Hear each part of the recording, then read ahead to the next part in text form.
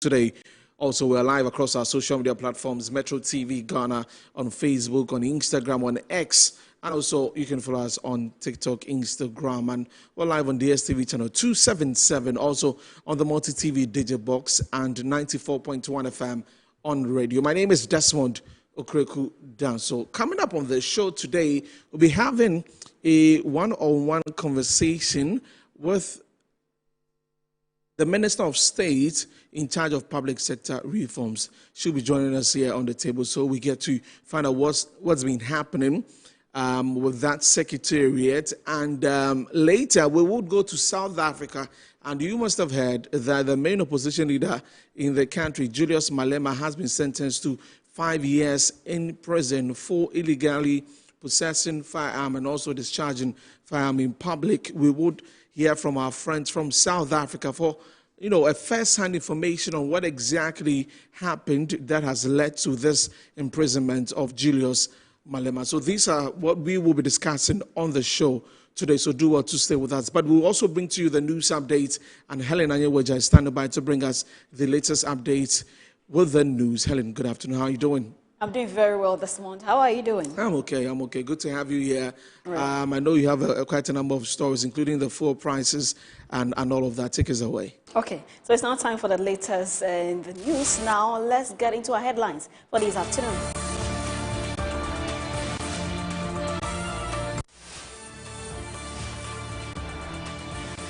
New pricing window sees marginal reduction in fuel prices as government subsidies cost by absorbing 2 cedis per litre on diesel and 36 pesos on petrol.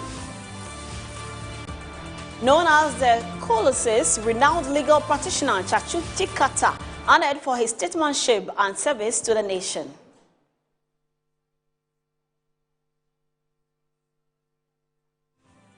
Also coming up on Good Afternoon Ghana, Minister of State for Public Sector Reform sits with Desmond Okreku Danso. So later on Good Afternoon Ghana to share some insights into her work so far. This and more coming up now, and please stay with us.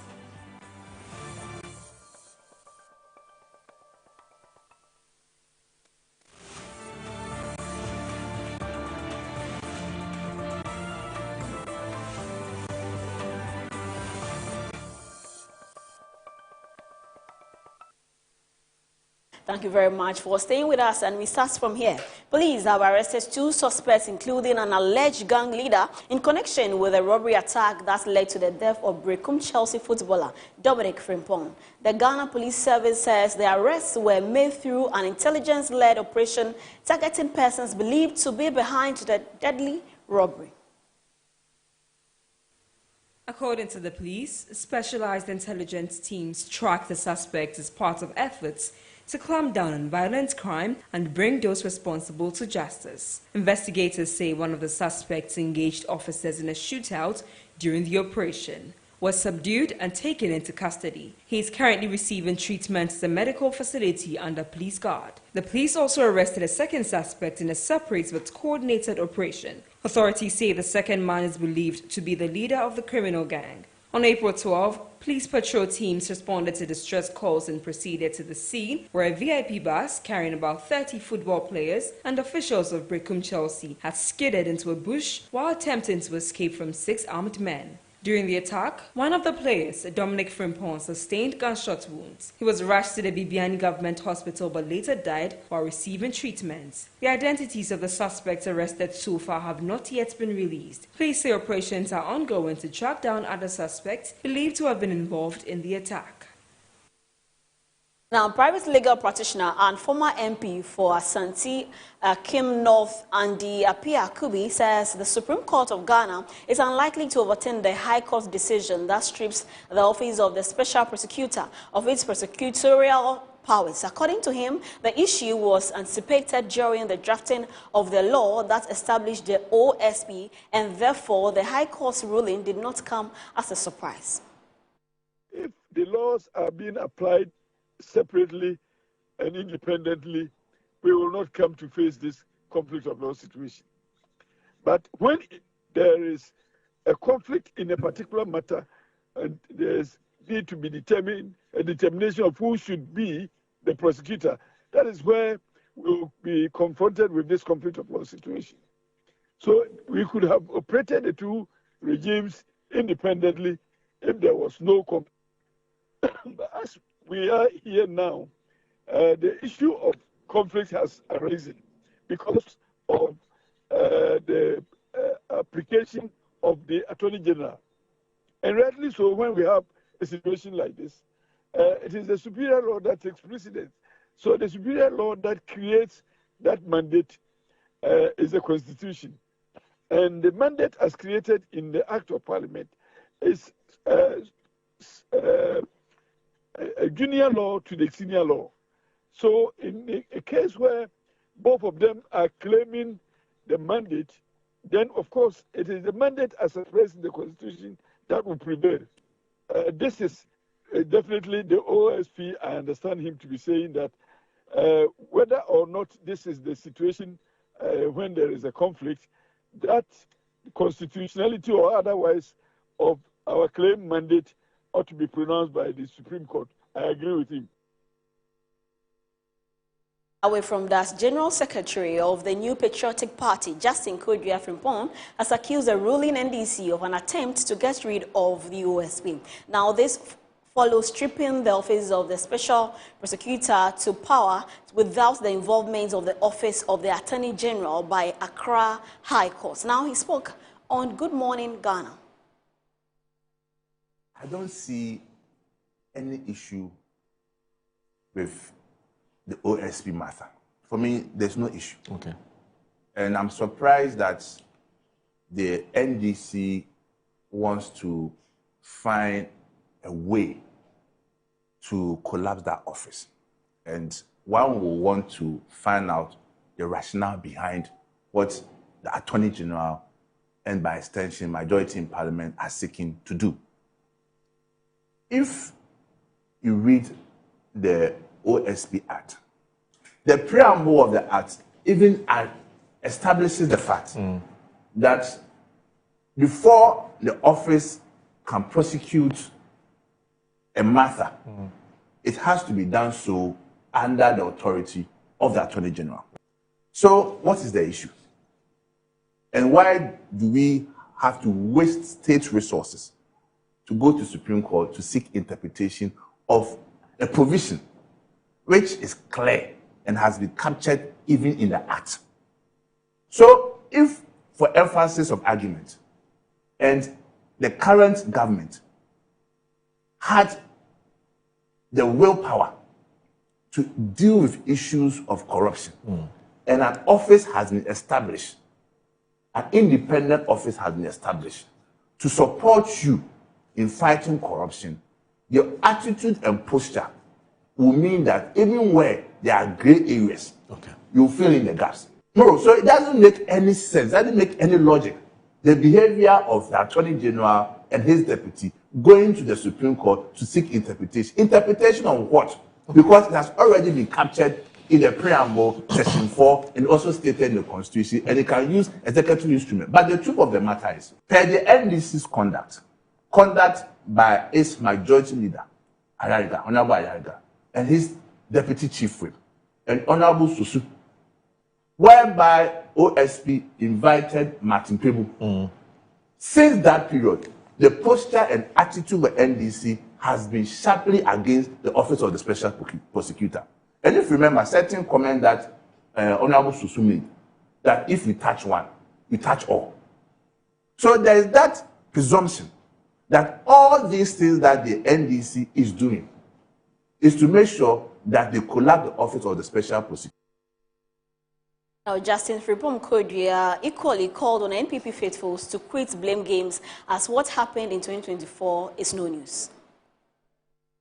As a party, we can't continue to be accusing and counter-accusing ourselves. We need to move forward. We need to find prognosis of as to what really happened and take steps to address those issues. We all know that the results that the MPP got in 2020, we didn't get the same results in 2024. And if we look at the figures closely, we realize that we lost about close to 2 million votes. The votes that we had in 2020, we lost about 2 million getting to the 2024 elections. NDC did not increase significantly because they only increased by 100,000. So it will be safe to conclude or make the analysis that we lost the elections because people who voted for us did not turn up to vote in the 2024 elections. It's not that they came out to vote for the NDC.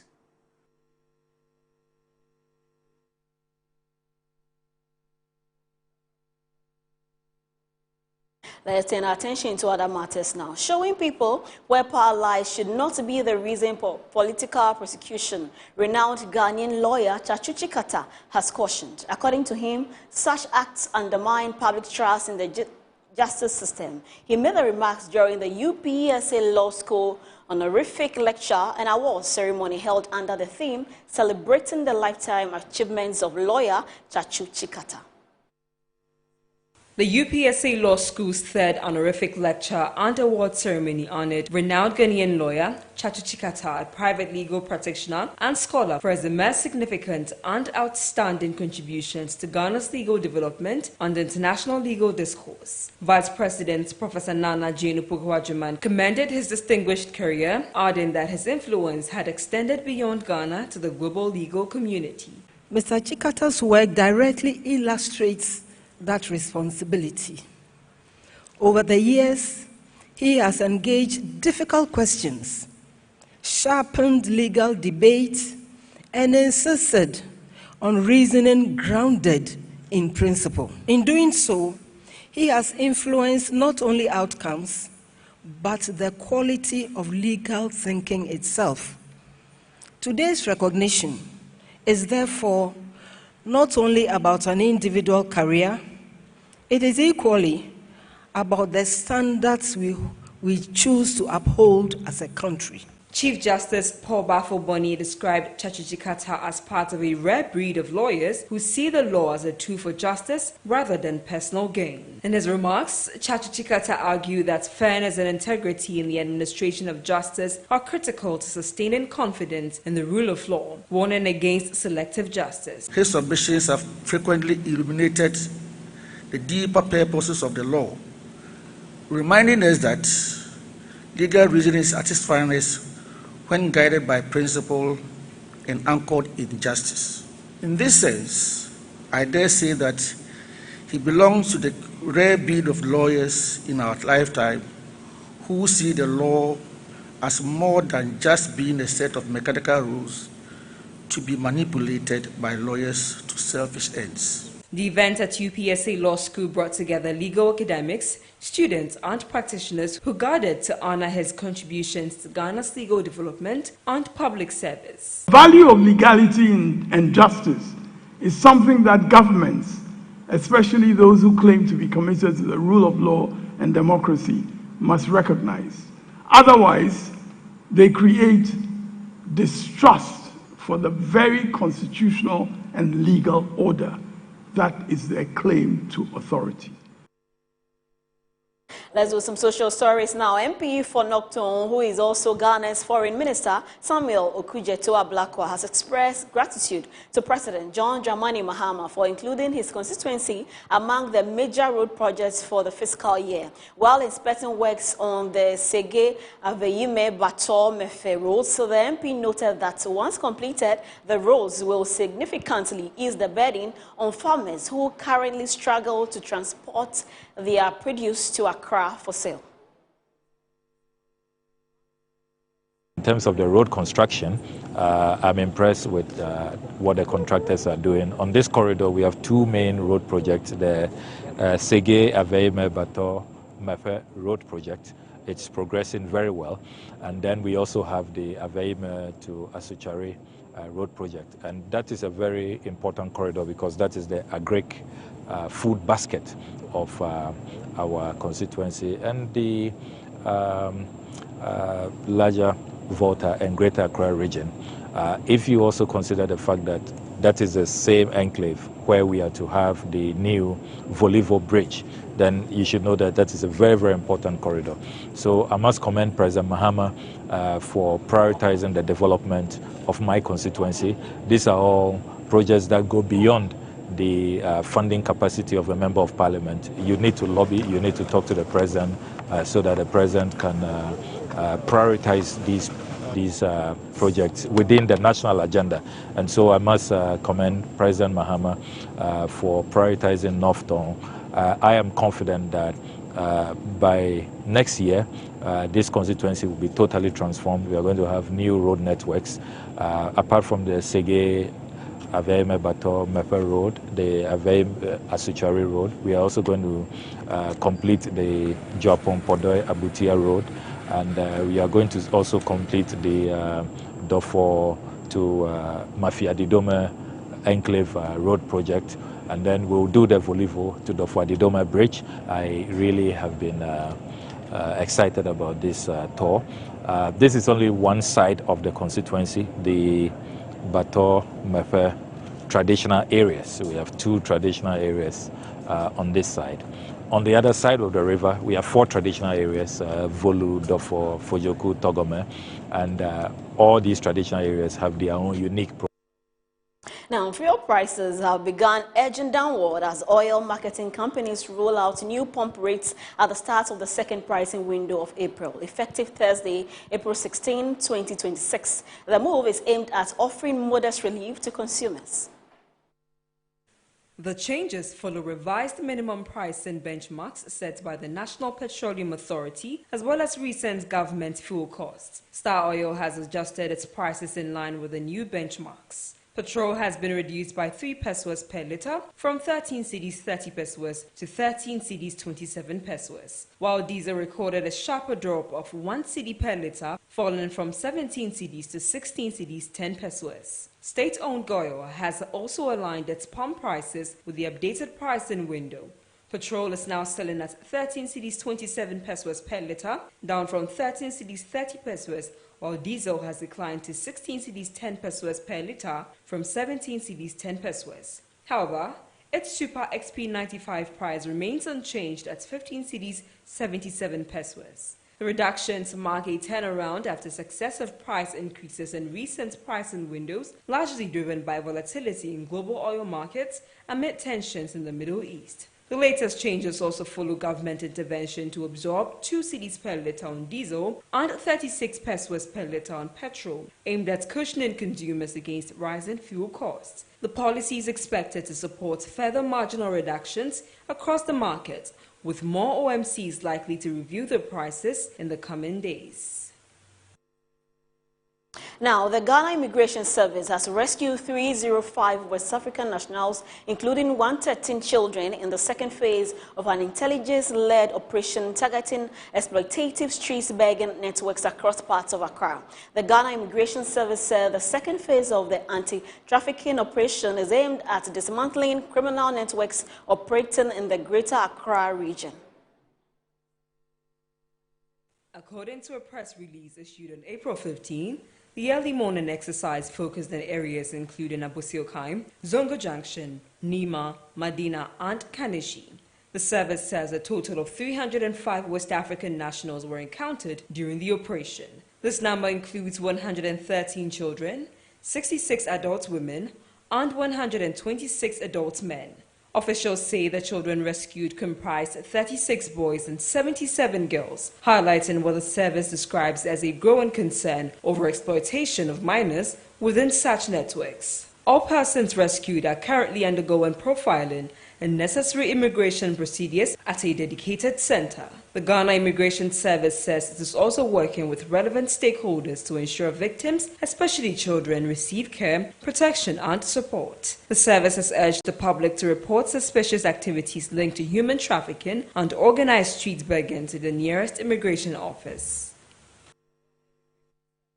This afternoon, the leadership of the International Diaspora Union, IDU, has paid a courtesy call on the paramount chief of the Nungwa traditional area as part of efforts to deepen collaboration between traditional authorities and the global diaspora. The visit was to formally brief the traditional ruler on the 2026 IDU General Assembly and Business Investment Conference, scheduled to take place in the United Kingdom from July 24 to 26.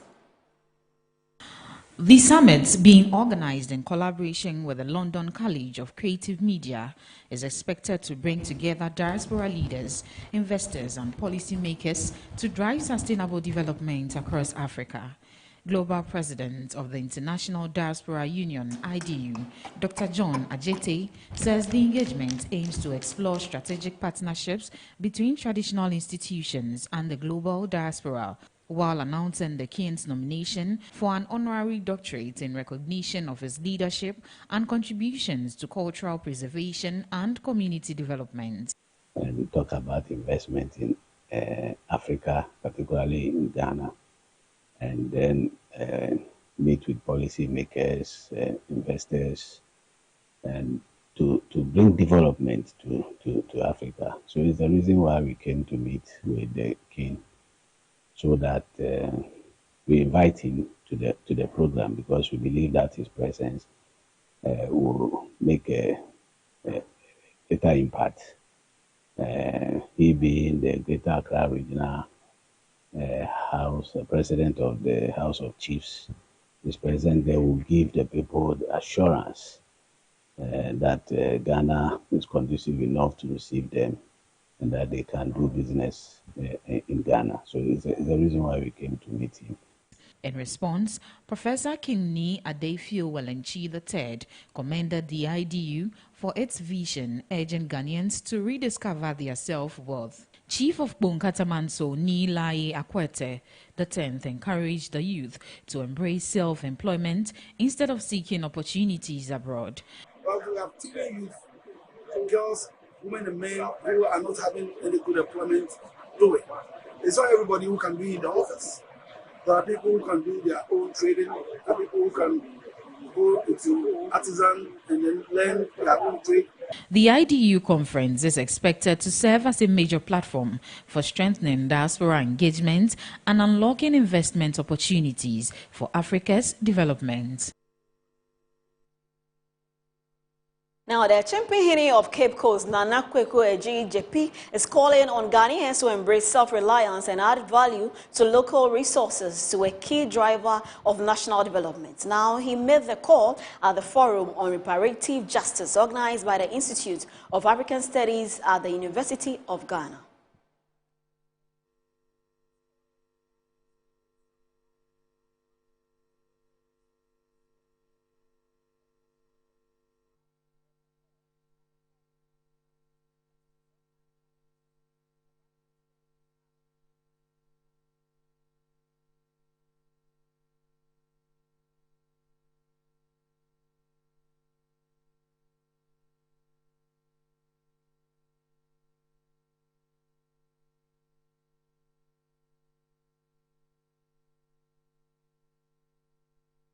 Sorry for the hitches there. Now, in a significant move to bolster the nation's economy, the Ghana Tourism Authority has officially partnered with the Ghana Tourism Federation to inaugurate several specialized committees. This collaboration is aimed to implement a series of high-impact initiatives designed to professionalize the industry and cement tourism as a leading pillar of Ghana's developmental agenda.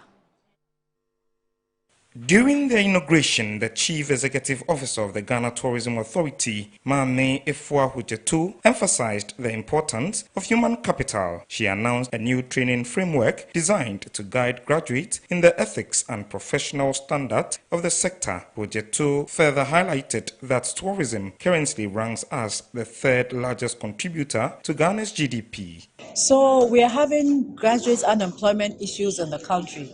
We are urging all our graduates to come into tourism. So one of the areas that we are focusing on is graduate employment in tourism, and we are focusing on graduate tour guiding. So graduates are going to tell the stories of Ghana, and I think that from where they stand and where they are coming from, they will tell the story with all the emotions that come with it, with the facts, and also make people love the Ghanaian stories.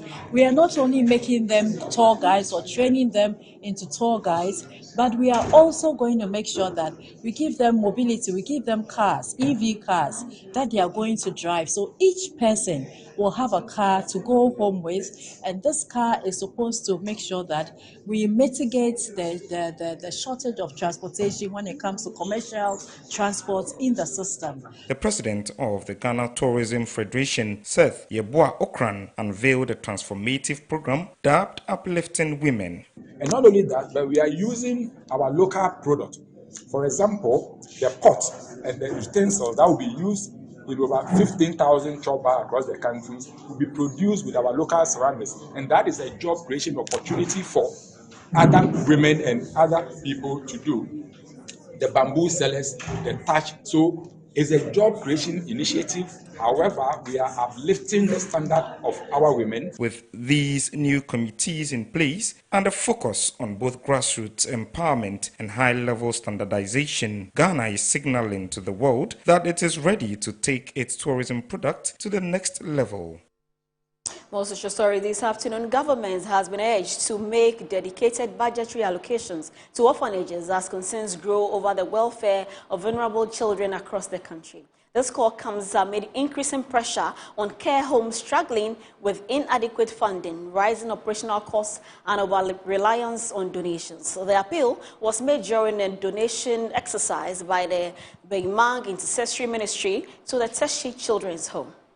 Ghana continues to record a rising number of orphaned and vulnerable children, with estimates from the Department of Social Welfare indicating that over 140,000 children are living without parental care.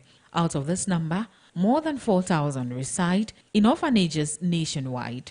Despite this critical role, many of these homes face persistent challenges, including inadequate funding, poor infrastructure, and limited government support. At the Tsatsu Children's Home, the situation mirrors the national trend, with increasing demand for care but limited resources to meet these needs. Moses Lamte is the administrator of Tsatsu Children's Home. We solely depend on donation to run the home for over 30 years. This is what we basically do here, and aside the children, we take care of widows and widowers, but the focus is the children. Whatever donation that we receive here, we divide it for both the children and then the widows.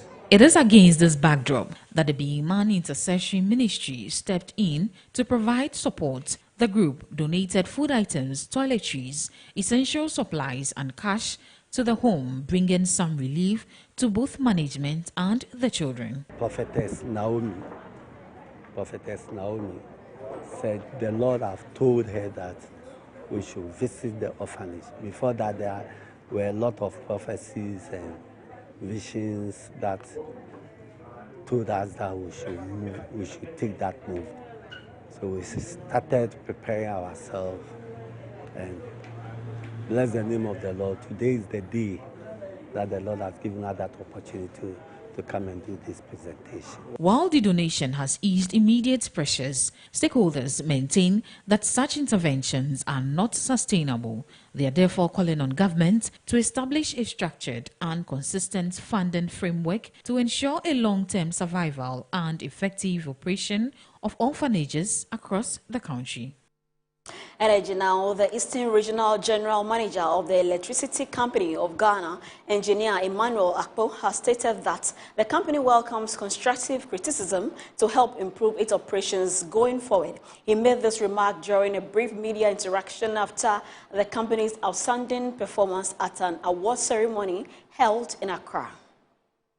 According to the ECG Regional General Manager, the Eastern Region branch secured 7 trophies and 3 citations through the hard work of its various districts. He revealed that the Achimota district won the Maiden Managing Director's Award for promptly responding to a technical fault within a short time. He further noted that the Impriso district was adjudged the best in revenue mobilization among the 92 ECG districts nationwide. He added that several other districts also excelled in various operational areas and in recognition for their efforts. The general manager emphasized that the company remains open to constructive criticism, which he believes will help shape and enhance its service delivery. Now that the challenge has been thrown to all regions and districts, we know people are now sitting up and trying to do their best. We in Eastern region will not sit down. We have resolved to do more than we did in 2025. And we can do that with the help of the media. Let's do some politics now. The national chairman of the ruling National Democratic Congress, Johnson Esiedu Nketia, has criticized the opposition New Patriotic Party for meddling in unnecessary ethnocentric politics, noting that the age of ethnic politicking was long past. Now, he added that the NPP must confront present-day realities rather than resorting to ethnic pronouncements. The NDC National Chairman Johnson Esiedu Nketia was speaking at the 2026 Annual Gagajia Festival in Kumasi, organized by the Council of Zongo Chiefs. He urged all ethnic groups in the country to adopt their host language and social norms. While criticizing the NPP for promoting ethnocentric politics, he stressed that the NDC has assigned competent individuals from diverse ethnic backgrounds to occupy key portfolios in the region. Yay, NDC for the ethnic politics. I can't da. Obia all politics in there. No, the tribalism, the ethnicity, and the no. It is at the also na yajai adwa chuleba yeba agbajanu ogusosa adwa ajase enuma anyebo no nenu enye nasa eno osa no kura na se meti bibi mi yamusheme se yenu anu MPP pani baako abeka se ye NDC for ya didi asantemaya tem adentra Dina, ye choose this for Yakofa manfra for Eddie this Yama Ewa Santimemo. Adams, you Eddie NHS O2 for policy of ethnic assimilation, Sani Pano Onyantiasie.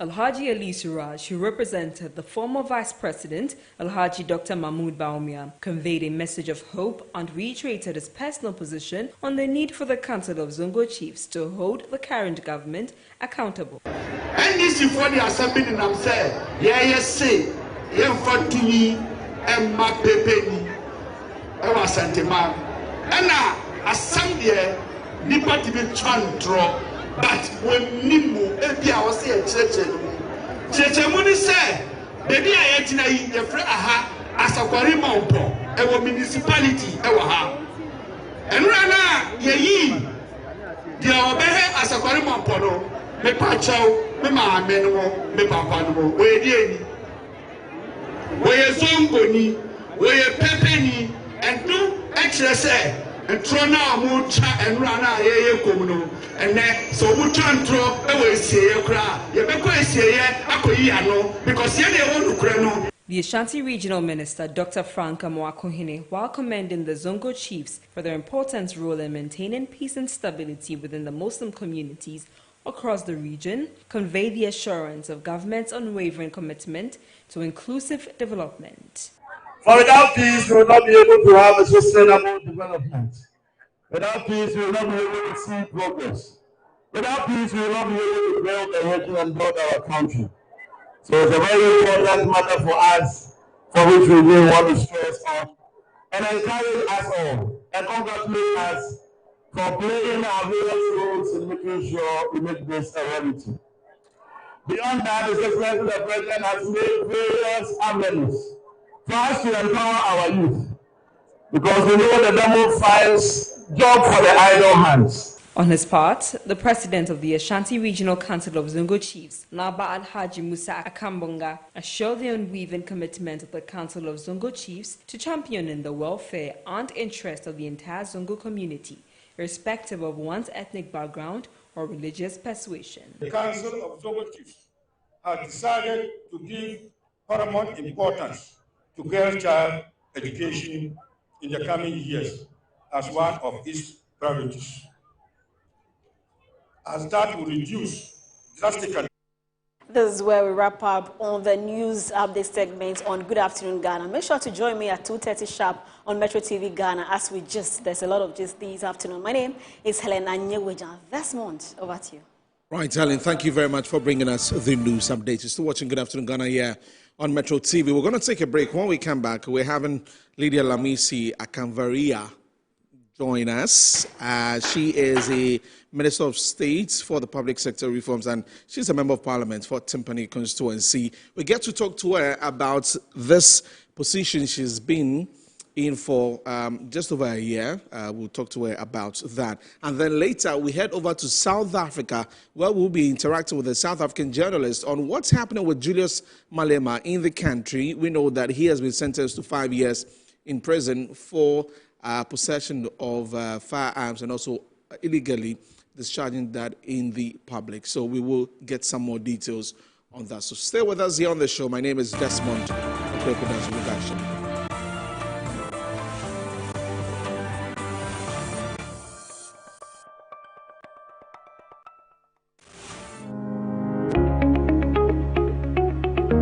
Looking for comfort, convenience, and class all in one place? Welcome to Stay Easy Apartments on Conference Center, where modern living meets exceptional service. Whether you're staying for business or leisure, Stay Easy offers you a home away from home. Spacious and well-furnished apartments, pool, gym, and everything you need to relax and feel at ease. Planning a meeting, workshop, or special event? Our event ground and state-of-the-art conference center is designed to host your events and bring your vision to life. From corporate gatherings to private functions, we provide the perfect space, supported by modern equipment and a professional team ready to assist you. At Stay Easy, your comfort and success are our priority. Book your stay or reserve your space today. Call us at 020-739-1473 or 0244-226367.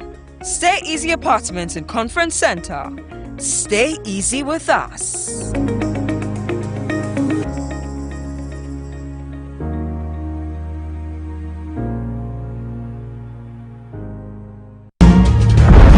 Grab your bottle and unleash the taste of Storm Energy Drink.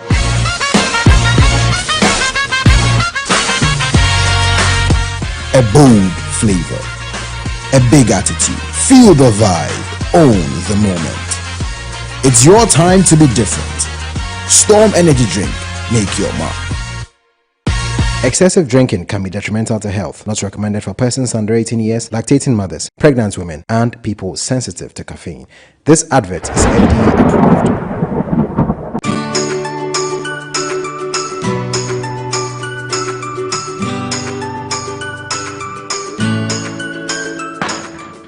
Hey, Banty, why you there? Well, lie, today will give me my money. Oh, my guy, what's up? Oba unse me dina dede bebrebe.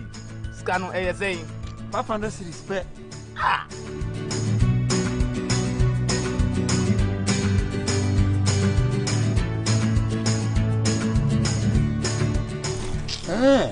I see. Level don't change.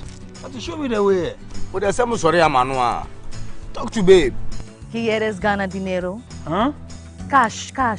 Yes, cash. Shisha kwa mpa edubeko nkunim diemu. Call wanaon.us na me sign up.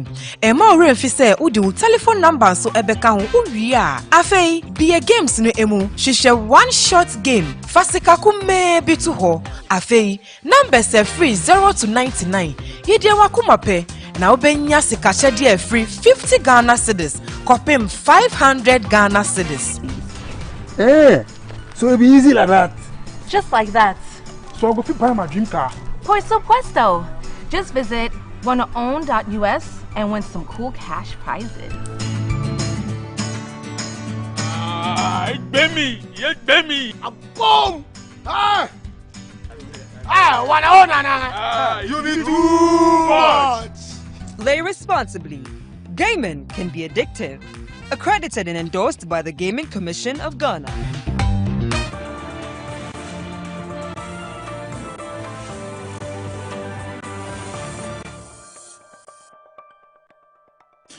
Right, welcome back to the program. This is Good Afternoon Ghana on Metro TV. Many thanks for joining us. Welcome to you live from our studios here at Northridge in Accra. My name is Desmond Okrekudanso, and we're live on Facebook. We're also live on DSTV channel 277 on the multi-TV data box. We're also live on there. And then on radio 94.21 FM, you can listen to us.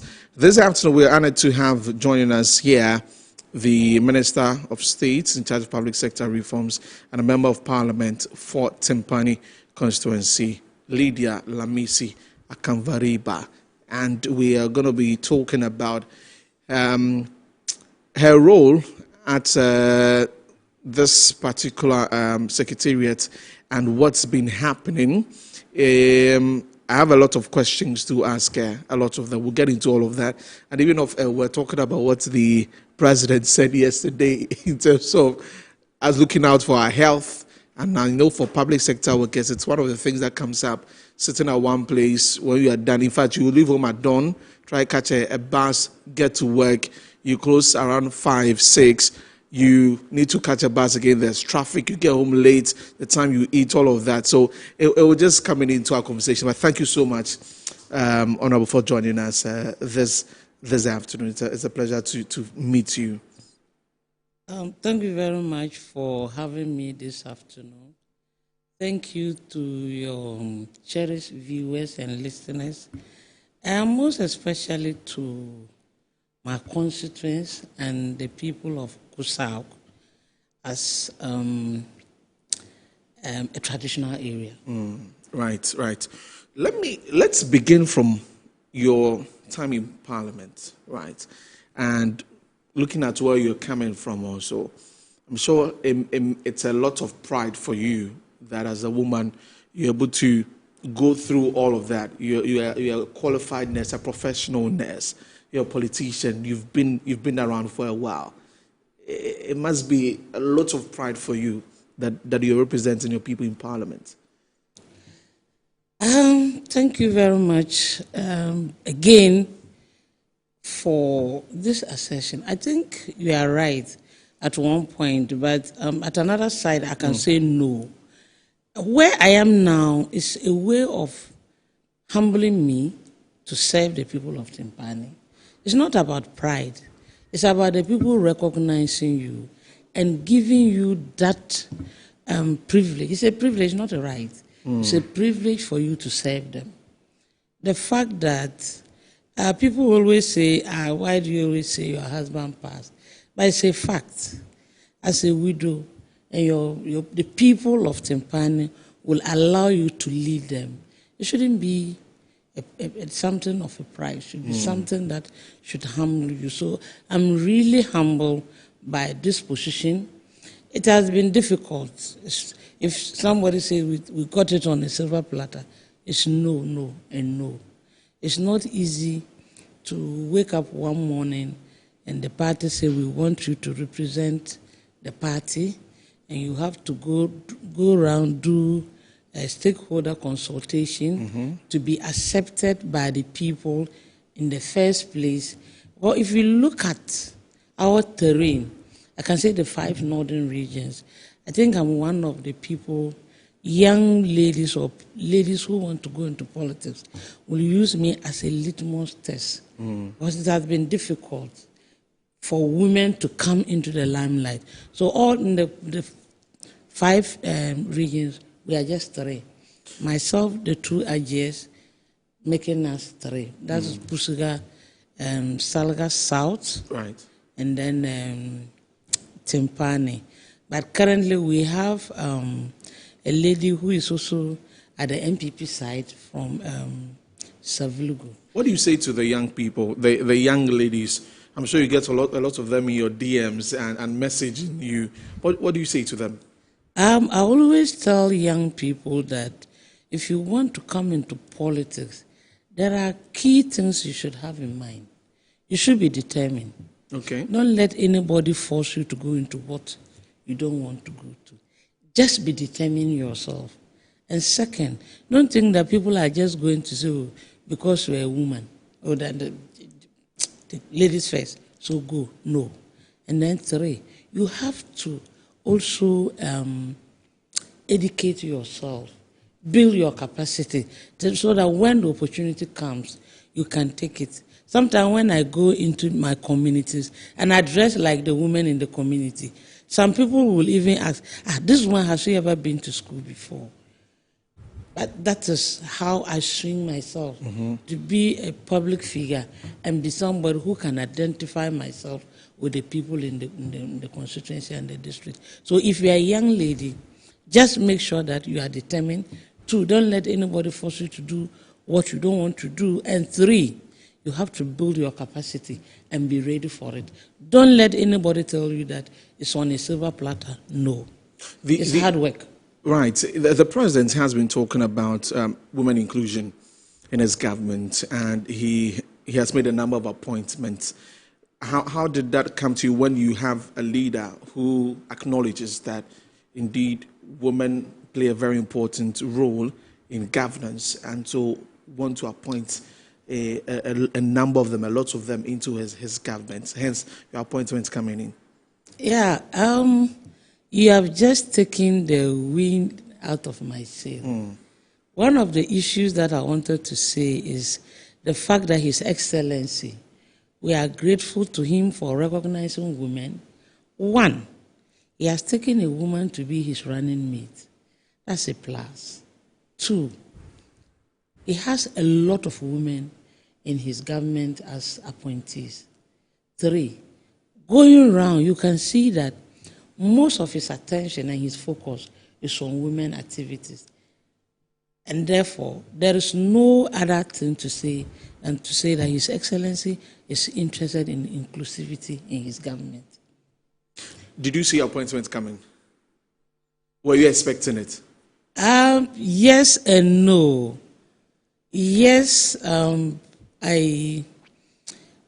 it ever surfaced that I may be given an appointment. Then when the appointment started, I realized that, but if you are not given an appointment, the first point of call is that you are a member of parliament. People go around, struggle for it. But he just saw it expedient to appoint me. So I'm most grateful to him. When they finished the appointment, I realized that, no, at the appointed time, he will recognize me. And he has done that. So that's why I'm saying that it's yes and no.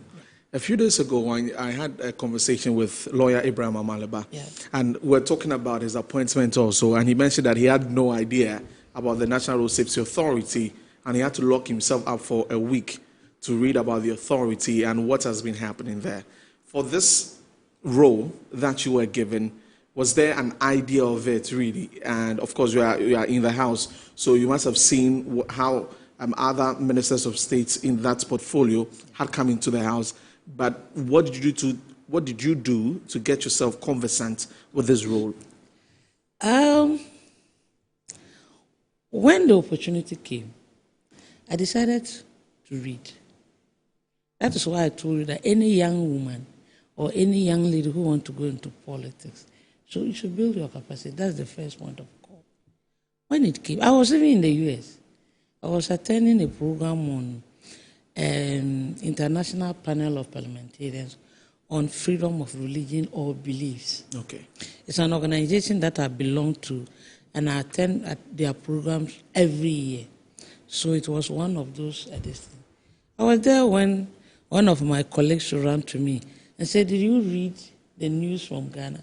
I said, but we are here, we have a program. So definitely, I wouldn't be able to. I'm concentrating on what I'm here to do. They said, look at your name, you've been appointed. There, I started. But already I'm a public person. I've been in the public space for long. I've worked as a nurse for 14 years. I've worked as NADMO director, not the district director, but as one of their directors in the district. And I've worked as a private person before. So already I have the knowledge about public services and then private services. So when the opportunity came, it was for me to do a lot of broader consultation and read. You remember we had former ministers for public sector reforms. Right. The first one is Honorable Park, we say Indom. And then the second one is my own son, Alasan Azong. When my name came, he called me. He said, Mom, where are you? I said, I'm here. He said, oh, come, let's talk. This one, you can do it. And he gave me all the ideas. I consulted the secretariat. They gave me all the ideas as to what I am expecting or what I'm expected to do. So after the vetting, I entered the office and I launched into the programs. And since then, we have organized a lot of programs. When we get there, I'll tell you what we are doing in that office. Right, we'll get into that. What is Ghana's public sector culture? A lot. Starting from the good ones to the bad ones. The good ones is Ghana public sector has a lot of brains. They have a lot of staff. They have a lot of human resource. But there are challenges. The challenges are one. Maybe I had the MBAs. I've been here for long, so change is difficult in the public sector. Then two, if you want to change, you need to push. How are you going to push? You need to push with resources. This is not just about financial resources. There are other resources that you need to put in. Like, for instance, we need to put resources in the area of technology and innovation. Right. So that we'll be able to move the culture of the public services forward. We need to have that linkage, smart workplaces, so that in my office, I don't need to carry my file from my office as a minister to my director's table for the accountant to come and take it and then go and do what he's supposed to do. Just a click of a button, and then everything is done. And again, service delivery is a challenge. Service delivery is a problem. When we get there, we'll discuss it. Oh, we're already there. We're already there. And so the culture, as you say, there's the positive parts where there are lots of brains in the public sector who are serving the country. And then the downside will be the ability to adapt to changes. As we found ourselves in. How do we deal with that? Because we have our fathers, our mothers, our aunties, uncles who've been around in some of these public sector jobs for a very long time, and then an era where things have changed. So how are you coping with that? How are you bridging that gap in your consultations with them? It's a bit difficult, but it is not impossible. I can say it's a bit difficult because in one of my consultative activities, somebody walked to me and said, hey, Minister, you need to change the retirement age. I said, well, sit down, let's talk. Why do you think we should change the retirement age? So the life expectancy rate has come up. We are now dealing between 65 and 72. And people are in the public service, they are still young, and they have the brains, they can work. Then I asked him, the flip side of the coin is that we have new young people, very vibrant, very knowledgeable, technology-driven, who want to come into the system. So how are we going to manage those people? So it has been back and forth on that issue. But again, change is difficult. You have to conscientize their minds, provide KPIs, provide reasons why we need to change. You have to sit with them and dialogue, consult. Because of that, I have a team or a steering committee called the National Public Sector for Resource Strategy that currently we are doing consultation. We have the first one that was done between 2020 to 2024, then and supported by the World Bank. Okay. And now we want to have when we are done with the consultation, we present it to Cabinet, and then we present it to the World Bank to see if they can come in and support us. So you've talked about two things. The retirement age, it's always coming for debate. So we haven't resolved that yet? Not yet. Okay, so currently it stands at? It stands at 60, 65. 60, 65 or 60? It's 60. But 60. some people want no, if you say push 60, 65, it's not yeah, definitive. 60. So 60. It's 60, yes. Okay. But some people will say, oh, Charlie, I can still manage. Give me some contract. So Let then- me work for another 2 years or 3 years. Okay. But it's 60. It's 60. Yeah. Talk about KPIs, because there's the notion about public sector work. Yes. That so sometimes it's just done anyhow. The KPIs that you mentioned, how is that going? Is this something that we are really monitoring, that work that has been given to people in such offices are done and according to the KPIs given? Yes, that is the KPIs are there. We do monitoring and evaluation every year. But what we are not doing is to reward excellence. Okay. If you use the KPIs, you want a resource, is that not it? Right. When the results come out, what do you do with it? In the public service or in the public space, we should begin to award excellence. Somebody is doing it right. Let us award a person. Let us also sit down and look at those who are not working. Find out why they are not working. Find out why their KPIs are not what you want. And then if it is that they don't have the necessary capacity, you help them to do that. Or if they need you to concentrate their mind, just simple workshop, simple consultation. Now, we can even do any workshop online. You don't need to go into a hotel. Is it being done already? Conference. Yeah, I do. Most of the time, I do my meetings or consultation virtual. Yesterday, I had one. Last week, I had one. Right. And it's going on well. People, yesterday, for instance, I had 140 people attending from ministries, district assemblies, municipal assemblies. They were all their representatives were there. Okay. I had more than 30 district and municipal assemblies attending that meeting yesterday. Okay, right. Let's move in and talk about, you talked about the new era, digitization, and all of that. It's one of the things also. Yesterday, the Vice President visited the Ministry of Foreign Affairs, and he engaged them on some of the things that they can do better. And it cuts across most public sector spaces where something that you can get in 5 minutes done, you'll be asked to go back and forward. You go and come, and it is not there. Done. You will pay for it. It is not done. And it causes a lot of frustration. And some people, the allegations are that they want to extort from you, and so they would intentionally hold on to whatever service it is to be able to grease some palms and do that. What are we doing about that? Because it is one of the things that gives the public sector a very, very bad name. Bad name, yeah. You're right. That is why my office, we are advocating for the one-stop shop for public sector services. A one-stop shop? Shop for public sector services. It has been done in so many areas. For instance, I was in Ethiopia. Okay. They call it the Meso. Oh, no, but I would want you to speak into the microphone so we can... Yes, please. They call it the Meso. Kenya has, Uganda, Rwanda, that's African countries, right? Then the very best one I've seen is in Azerbaijan. That even ambulance service, at a press of a button or a call, you get ambulance service from any other part of Azerbaijan. And they will respond to you and actually provide the services for you. And that is one-stop shop. So we have three.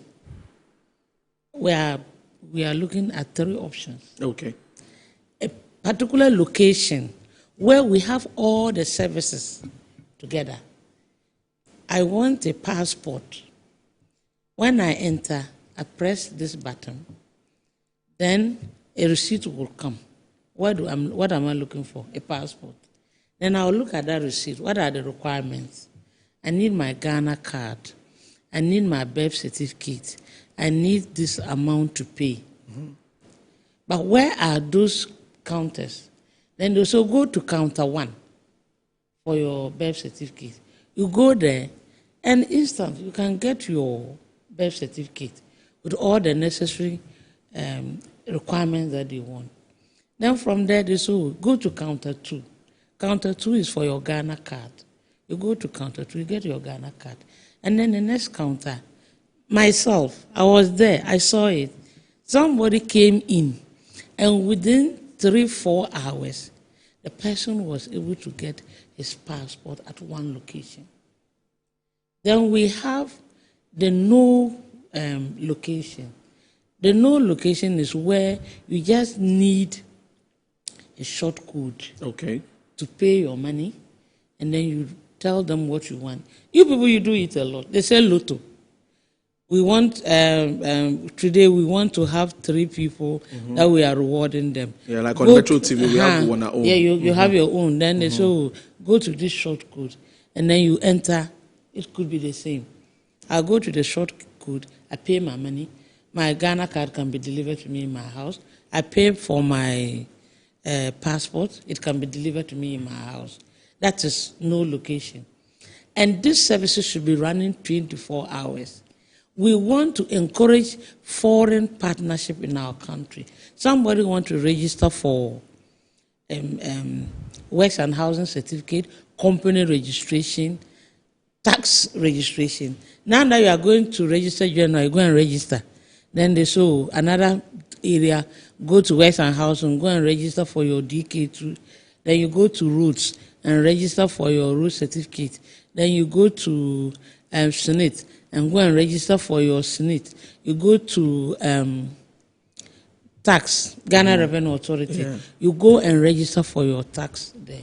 Why can't we have one-stop shop for all these areas so that at the end of the day, when I enter, or a foreigner has come, you want to register. Yeah. Just from one desk to the other, from one desk to the other. At the end of the day, when you are going out, you just have your registration, and then you go. No, but that's a question. And it should be running 24 hours. That's a question I would ask you. That's a question I have to ask you. Why we haven't had that? It is. I think during first time it was piloted at then Ghana Telecom. You remember that? In our resetting agenda, in the 24-hour economy. Is that a long-term plan or the short term? It should be a long-term plan. That should be there. Okay. As and when you want to register, you should go. You can register for any services. One, we want to have efficient, effective, and real-time service delivery for this country. In the short term, what do we do? In the short term, for now, we need to still be working with our people and try to educate them that people need their certificate to do business. And if somebody is looking for a certificate to do business and you are wasting his time, it could be a disincentive, and the person can leave. So we need to continue to consult them and need to educate them more and more to see what we can do to get it faster. As we sit here, we could place a number of calls to public sector agencies, and then we can find out how many of them will pick up the numbers calls they put on the phone. And then, so if someone is in Cape Coast, the person would have to travel to Accra. In other places, travel to Accra. So what the one-stop shop will also decentralize to the various regions. Like we have passport office, now decentralized in all the regions. But in the meantime, the details of communication, I believe that is where in the short term we can work on. Yeah. So that the numbers they provide on their websites, on their pages. They should pick up their calls. Yes. It's a big challenge, and we are working on it gradually. Right. Well, if you just joined us, we're speaking to the Minister of State in charge of public sector reforms, Madam Lydia Lamisi Akamvariba, and she's also the Member of Parliament for Timpani. We're talking about the public sector. We're getting into corruption because anytime there is a committee that has to sit and investigate some things, we always get back to the public sector, ghost names in there, over payments of salaries, some people not getting it at all, and a whole lot when it comes into the handling of finances. And many of such public sector agencies not going according to the PFM, which is something that is supposed to monitor what they are using, in fact, all the ins and outs of their finances. Yeah. It's a very huge problem. corruption in the public sector space? Yeah, you are right. And as Ghanaians, we've signed on to the Open Government Partnership since 2011.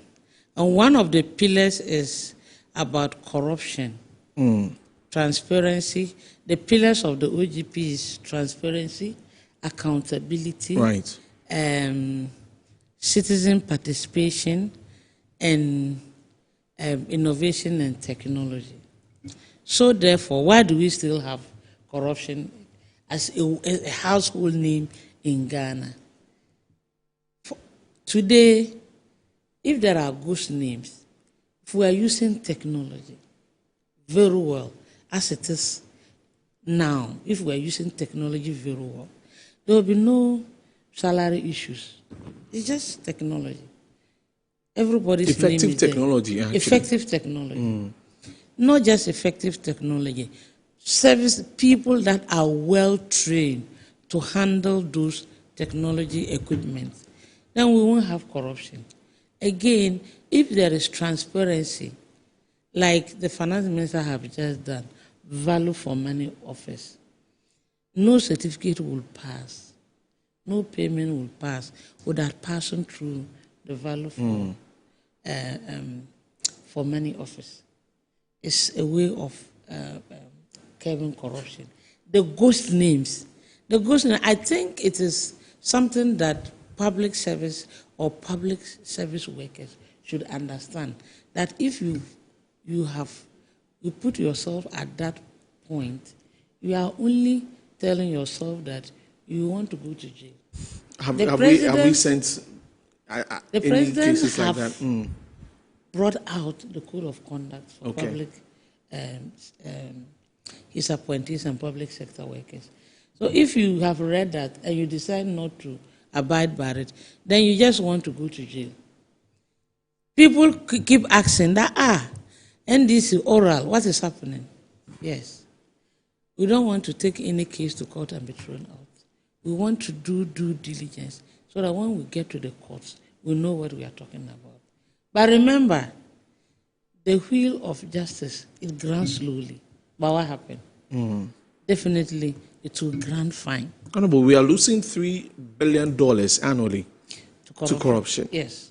And many a times we will see reports, Auditor General's report, PAC sitting, PIAC. Yeah. Every report will be available.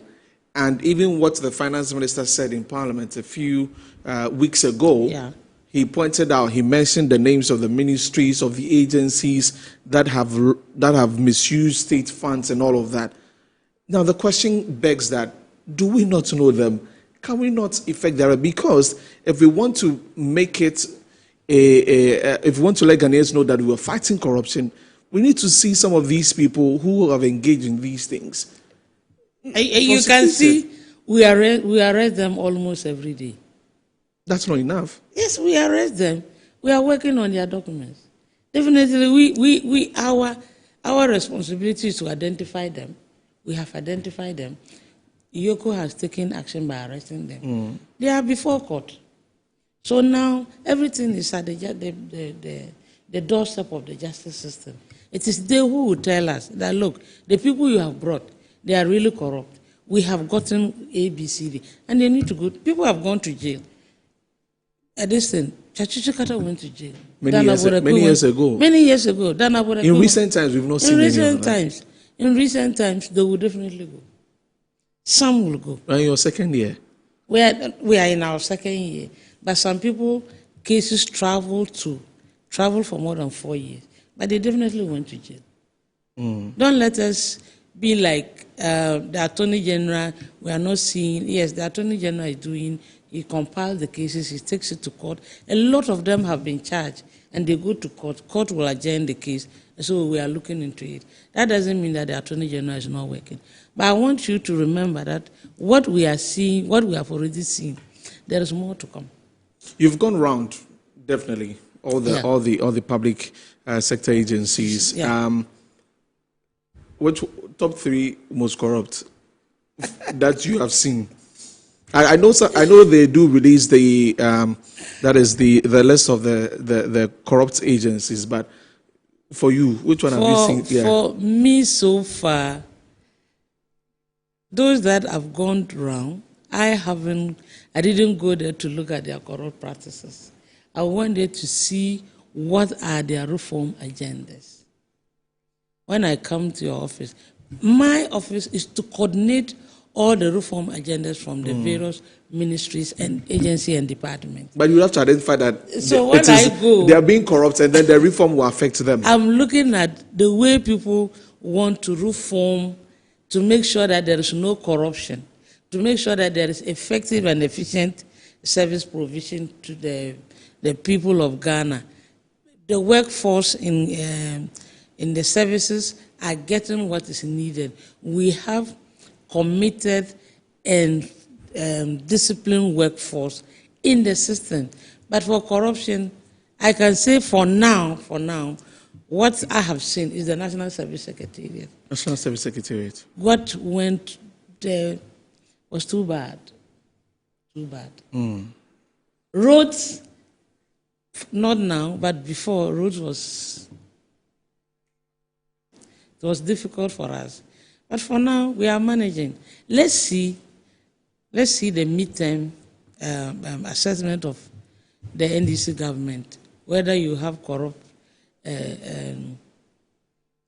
government appointees. Okay. As for JM, if you are involved in corruption, he will tell you that this one you are on your own. I know His Excellency will not sweep any corrupt practice under the carpet. So National Service Authority, and then you mentioned roads. Yeah. What, Ministry of Roads and Highways? Ministry of Roads and Highways. Okay. Because there are contracts that were awarded. Money was taken, but the jobs were not done. The work was not done. Do we not know them? We are on. You're on it. So you're showing us that people would pay for... Those contractors that are involved, they should bring the money back. Look, in Ghana, we are doing something that is not too good. If you are convicted, and you said, okay, yes, I know, I'm wrong, I'm convicted, but I will bring the money. Let's take the money. Are we happy in castrating people to be eating? Look, when you castrate people in the South, you will feed them 24/7. You will accommodate them. You clothe them. So why don't you rather collect the money from them and then let them do some other activities instead of you to you can still take the money and still let them go to jail. When you take them to jail again, the money you have taken from them, you are going to use it to feed them again. Community service. If we take the money from them, they should do community service. They should clean the gutters so that we don't need Zoom Lion. We should use them as our Zoom Lion workers. Zoom Lion, there you need, Mom. We need, but at least they will augment the work. They should augment the work. The work of I believe in community service. Okay. If they should bring the money to us, yes, I know I've chopped this money. Please, government, take your money. What are you going to do to me? Go and do community service. The person is accountant. You have allowed the person to be sitting in prison, and you are feeding the person 3 times a day. You can engage him to do, even if it is wood cutting.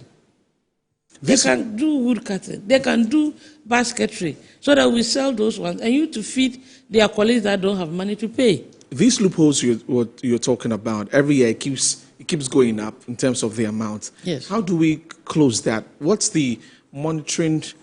How are we monitoring all of that? That the reports, the people who are engaged in these things, we cut them down. It doesn't increase, but every year in the public sector, it keeps going up. The Auditor General's report should be implemented. And that is one of the pillars of the OGP. If we implement the Auditor General's report, a lot of people will go to jail. Either you pay the money or you go to jail. Or you pay the money, we still convict you, and you work for us. I believe that would be the way forward. Some people have the view that politicians are intentionally doing this because they know that when they get out of office, the other party will not have a case to chase them also. So they're playing safe around these issues. There is one thing I say every day that any politician who doesn't want to protect his integrity should not be a politician.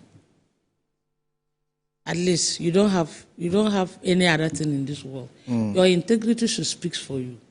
I've known a very public figure whose child went home and asked the father, "Daddy, are you a thief?" So, "Oh, why did you ask me this question?" He said, "But my colleague said my father is a thief. He's a corrupt. He has done this. Are you a thief?" So, "No, I'm not a thief." If you involve yourself into this, one, you lose your integrity. Two, it's going to hurt your family, your children. It's going to be a lifelong something in your brain. So if you're a politician, you cannot protect your integrity. You shouldn't be a politician. And I am so excited anytime I talk about the code of conduct launched by His Excellency John Dramani Mahama.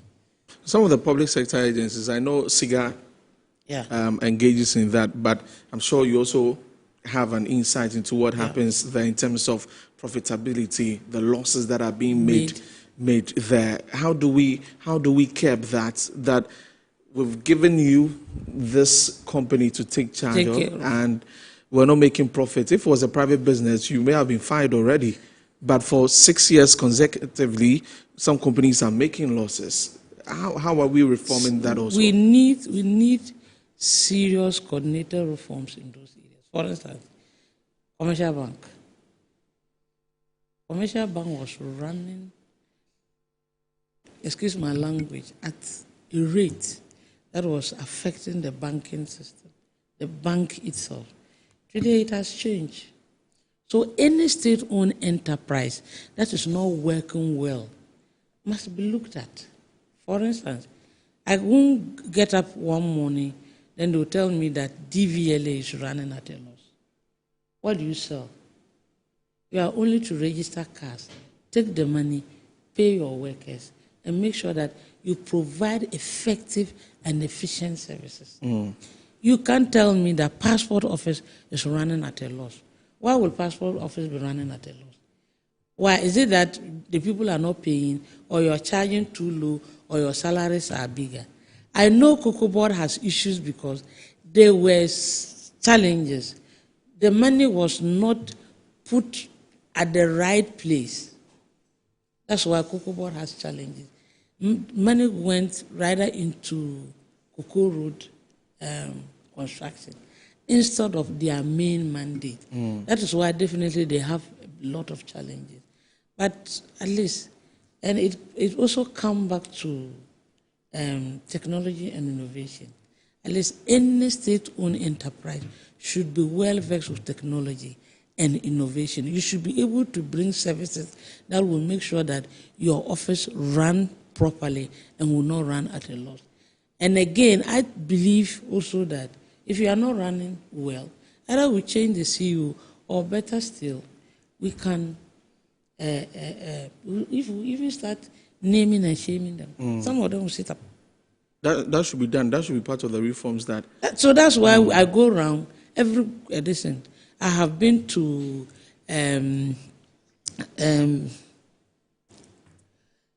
GMPC. Right. I have been to Senate. I've written a letter to Cocoa Board. I'm here to go and see them. I've been to Ghana Revenue Authority.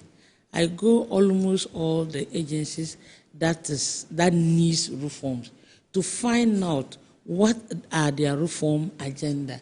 Because today you can't say that Ghana Revenue Authority, it doesn't work alone. It's working with other agencies. Right. So you should know what are their reform agendas so that you'll be able to coordinate them. Ghana Revenue Authority is working with the Ministry of Finance. What is your reform agenda? Then you'll be able to coordinate between the Ministry of Finance and the Ghana Revenue Authority. And basically that is what my office is supposed to be doing, so that we have that effective, reliable, and real-time management services. Right. Honorable, you mentioned some of the things that you're doing earlier in the conversation, and I know that we've cast our net wide to cover a number of places. Let's talk about employment. Yes. And then I'll ask you about what you're doing specifically, so you can mention some specifics, because if you're reforming, we need to see it. This is, like it's being said, this is the second year. It cannot be the excuse from the first year. So this time we need to see the action. So I'll ask you about that. Yeah. Let's talk about employment into the public sector.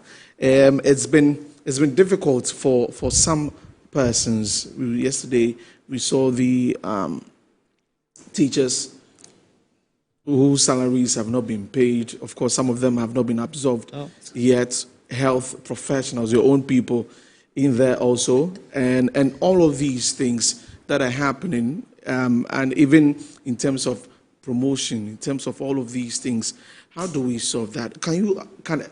I know not everybody can be absorbed though into the public sector. Services. Services there. How much can we, or how many can we absorb into the public sector space? The backlogs have been there for long.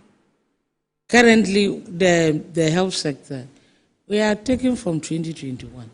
So how many years backlog? 5 years ago. 5 years ago. And they come out in their numbers. Every year, government institutions are training nurses. Private institutions are training nurses. CHAC, that's Association of Health, Christian Health Institutions. They are training nurses and health workers. They come out in their numbers.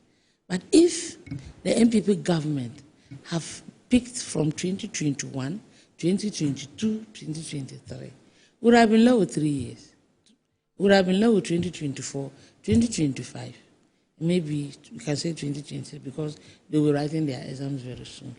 But as at now, we are trying as much as possible. At least teachers, they'll be doing about 7,000. But for health workers, the current reforms that we are coordinating between the Minister of Health, Special Initiative, and Labour, it's about the fact that there are other countries that have issues with health workers.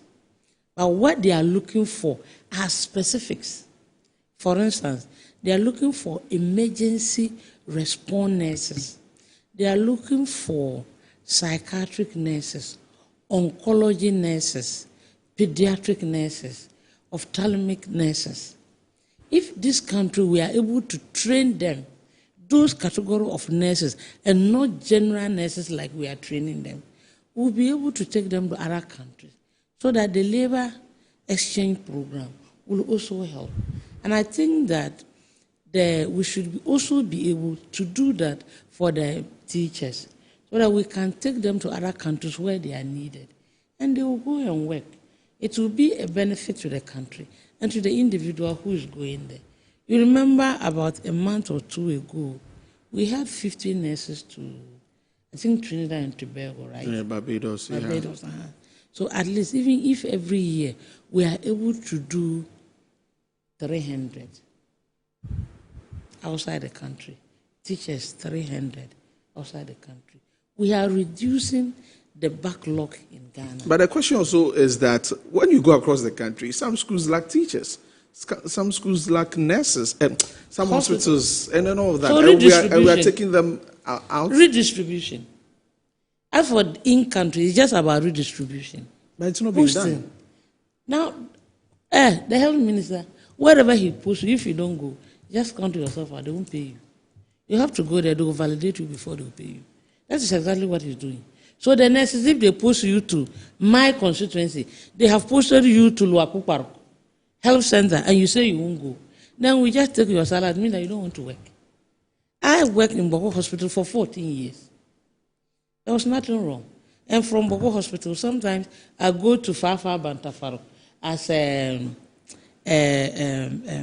outreach. Fafa Bantafaro? Yes, I go for outreach. I go to Pupura for outreach. I go to Congo for outreach. Even from Boko to Congo is far. It's about 36 kilometers. But we'll go for outreach. to go and take care of the people. Now the primary health care has come. They are going to employ nurses, not just nurses, health workers for the primary health care.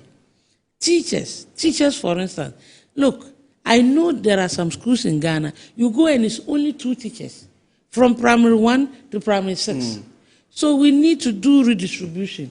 If the finance minister can give us the way, or maybe he can give us the clearance to employ them, they should employ them based on the district, not in Accra. Accra, we don't need teachers here. We need teachers. We need teachers in the villages. There are places in Accra that do not have them. Yes, but if the majority is in the villages, it's in the districts. But if you post them and you are not paying them for 4 months, 7 months, 1 it's year. natural for any other person coming into public services to have the salary worked on after 3-4 months. Oh, we should accept that. Myself, it happened to me. But you have the hope that you'll be getting, you are in a job, you are working. No, but job satisfaction. Yes, but if I'm in a job and I go to work, yes, and for 3 months, I've not been paid. And they have, it is, that is why we want to reinvent the wheel. That it's not that when you come into the services, it has to take you a year before you get your salary. Some of it took us a year, but now 3-4 months they are being paid. It means that something is being done. Because I'm actually aware that for health professionals like allied services, yes, allied health professionals, yeah, as the portal has been opened, those who will be absorbed by government for the first 6 months, their salaries won't come. Yes, it will come after this, the 6th month and over, and they'll now. But how do you expect people to work with their hearts out in the public sector? At the beginning, you asked me a question, right? And I told you that in the public services, there are the good things and the bad things. And one of them is about technology and innovation. Okay. If we are able to work on those areas, it is easy for the Controller and Accountant General to input the names and pay them even a month after. Why not? Because we don't have money. Not that we don't have money. If the financier doesn't have money, he won't give the clearance to any department to employ. But he anticipates that at least by the next 1 or 2 months, I should be able to get money to pay these people. Some of them, the process is being done. And say, I've already started work and my salary has not yet come. Yes, they will, how do you call it? They have to process everything in bulk and pay them. But there are challenges where sometimes some people, they will employ you the same day, but others will come and others will not come. And that's why at the beginning I told you that technology is such that we should have people who can sit there and work well with the technology. Even some of our computers in the various offices are outdated. Yes, not just in the districts. Not just in the district. Even in Accra. In Accra. My office, you see, my computer is there. There's no network. Your office?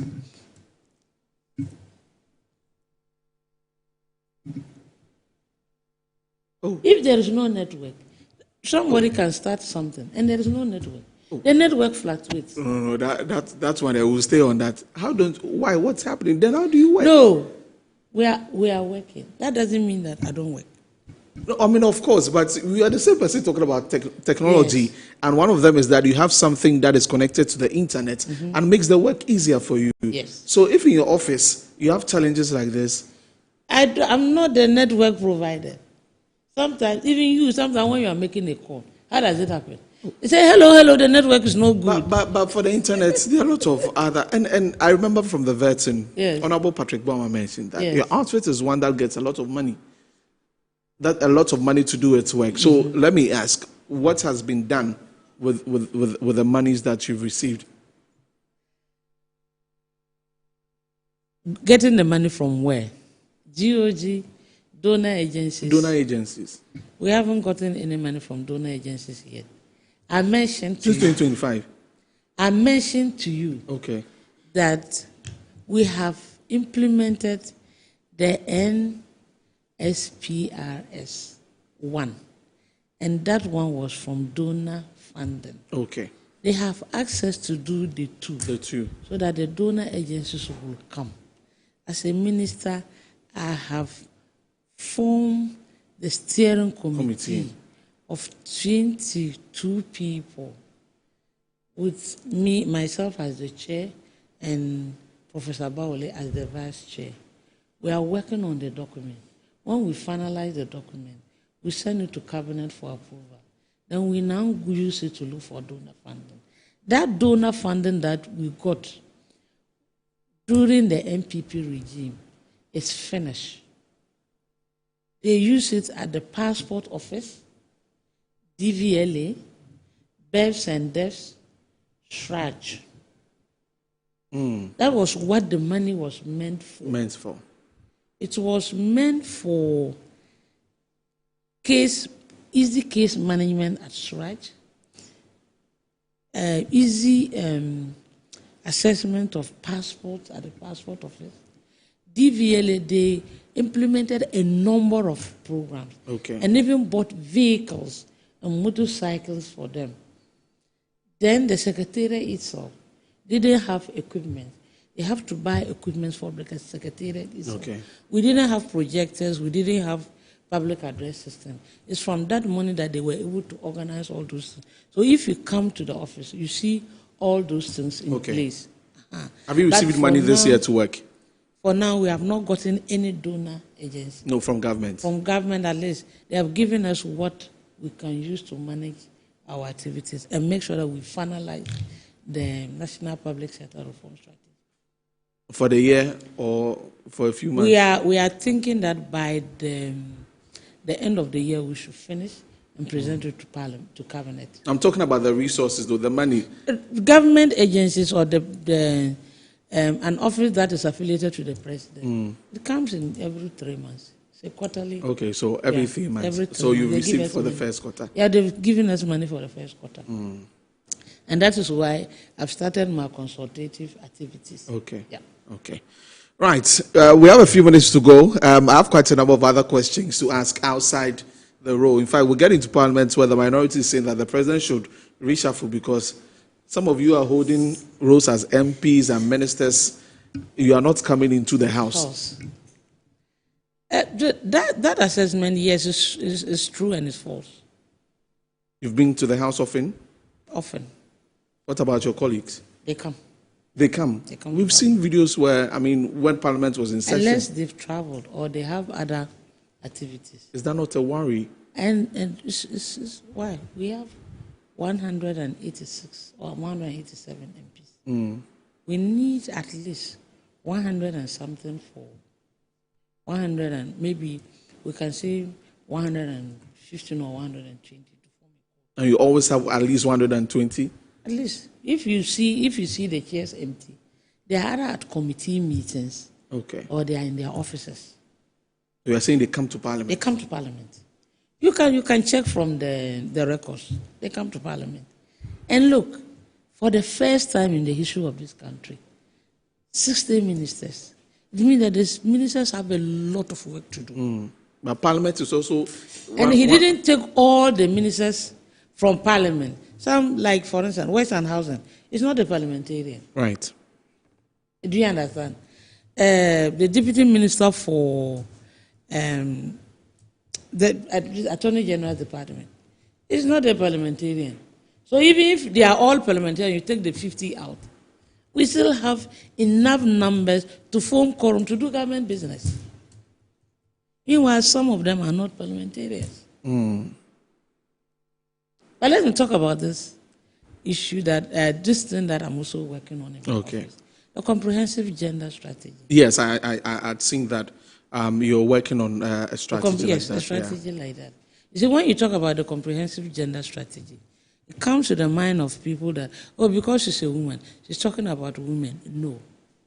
A gender desk in every public institution, ministry, other agencies and other departments, doesn't necessarily mean that they are just talking about women.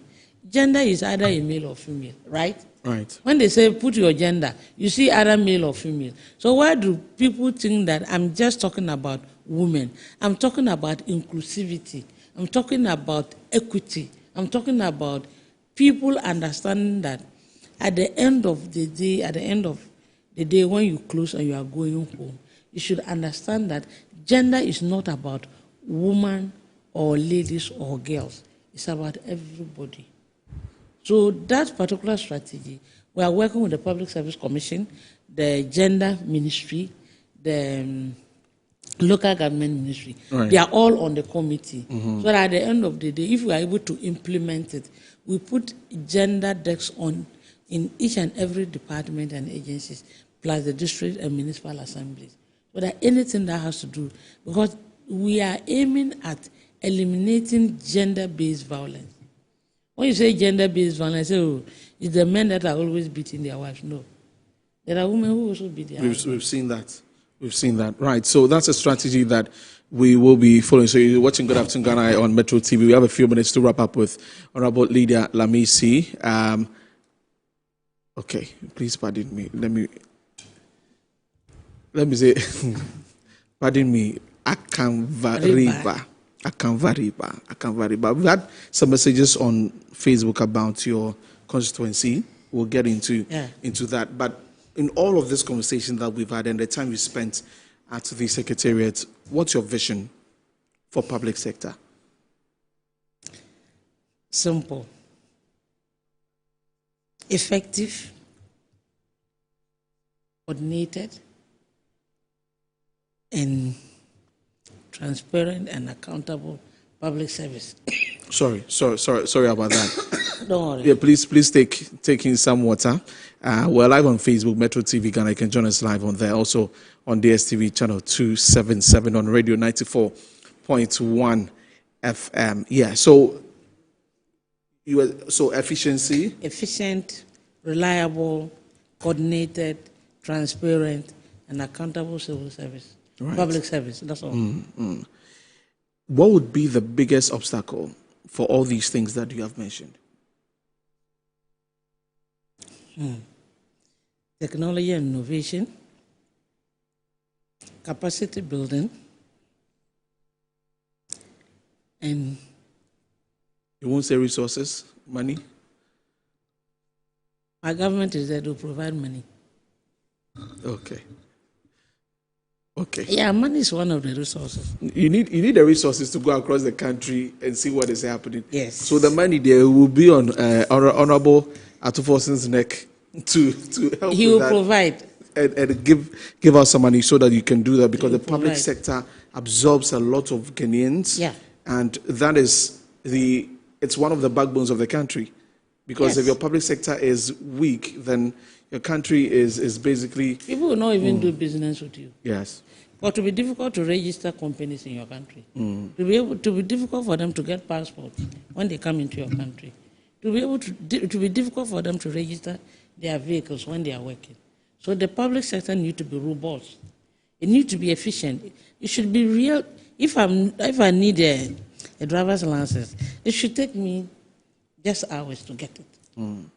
Is that something you, by the end of your tenure, we can say that you've done? I'm working with him. I'm working with what's the name? The director. Okay.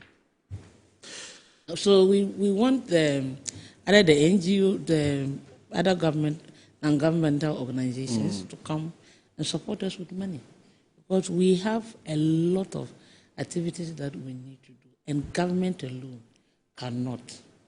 Especially the comprehensive gender strategy. That is where you enter offices and you see women struggling with their babies. Yes. But if that strategy is rolled out, we can even have some small areas for women to put their babies with some nanny. Like, for instance, the Public Service Commission, 3 women have given birth, and they have small babies. They can't take them to the crèche. There should be a small baby-friendly environment with maybe a nanny or something to be taking care of those children while their mothers are working with peace of mind. Is that a good call for the extension of the maternal? Yeah, the extension of the maternal, yes. But even if you stay home 1 year, definitely you come to work. And the baby will still be there. What about us? Do you really need it? Do we really need it? I'm asking, do you really need it? We need it. We go through a lot. How many of you stay in their house when your wives give birth? How many of us stay at home? Yes. The work is actually done at dawn.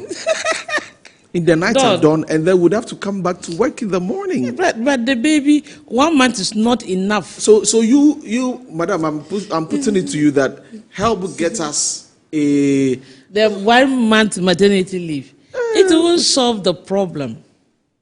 To me, as a nurse, it won't solve the problem. It will not. 1 month, just 1 month. Then increase it. Because 1 month is too small. Okay, right. Let's talk about Timpani. What's happening there? What are the new stuff you're doing for the people in the area before we go on a break quickly? Timpani. I'm trying my best. Few people are saying that my best is not enough. But at least I have some projects that I've rolled out and we are working on. We recently, just in December, I cut short for 6 projects. Okay. 2 chiefs compounds, and 2 3-unit classroom blocks, and small town water system, 25 boreholes for the people of Timpani. There was this emergency bridge that every day it was on social media. I have fixed it within 1 year. Less than 1 year, I fixed the bridge. Last year, I sponsored 50 students with 2,000 each to support their education. I've built a computer lab for the people of Timpani, for junior high schools.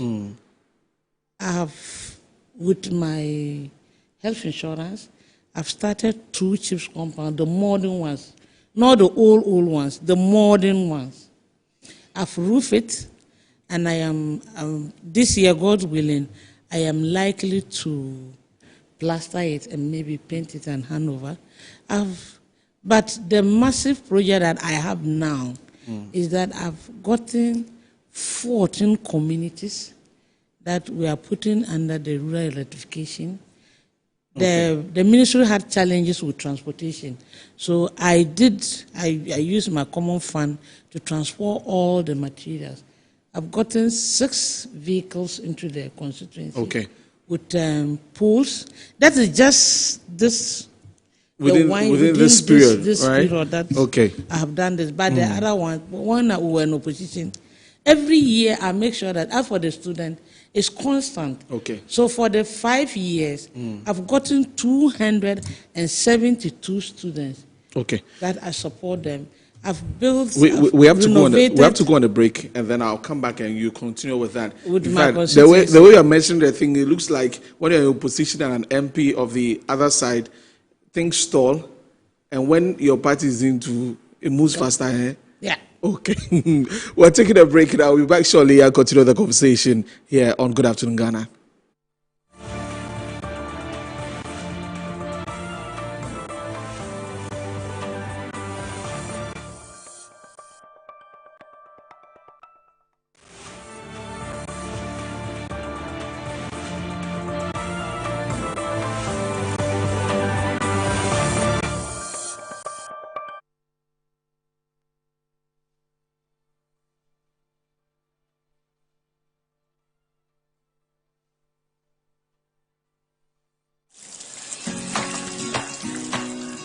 Mommy, good morning. Hello.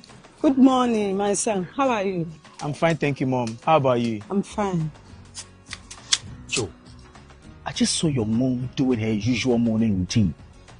Like, it was just 2 weeks she underwent a major colon surgery. Bro, see, my mom is doing perfectly fine, and we're all excited about it.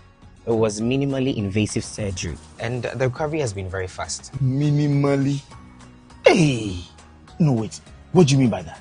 So they offered my mom a laparoscopic colon surgery. Laparoscopic colon surgery, which we accepted. It turned out it was equally safe with a very fast recovery time, and the cost involved too was very, very reasonable. She was discharged 3 days after the surgery, and you can see her, she's on her feet again. 3 days? Just 3 days, bro. Mean Tuber Hospital, first Ghana colorectal center, aimed to serve a peculiar health need. Finding the ideal property shouldn't be a daunting task. At MNC Properties, we believe everyone deserves a place to call home. That's why we specialize in providing affordable housing options under our flagship project, Fresh Property Joy. Specifically designed for low and medium income earners. Our range of customizable homes includes 2 and 3 bedroom standard and executive options, all meticulously crafted using innovative interlocking brick technology. We understand the importance of simplicity and convenience in the acquisition process. That's why we have designed our procedures to be straightforward and hassle-free, offering flexible payment options tailored to your individual needs. In addition to our affordable homes, we proudly offer litigation-free lands for sale in vibrant and upscale communities that present the perfect opportunity to build your dream home. We are committed to making affordable housing a reality, providing you with the joy of owning a home that meets your budgets and aspirations. Whether you're looking to buy, rent, or invest, we've got you covered. Our service team is ready to assist you on 030-255-1917. MNC Properties.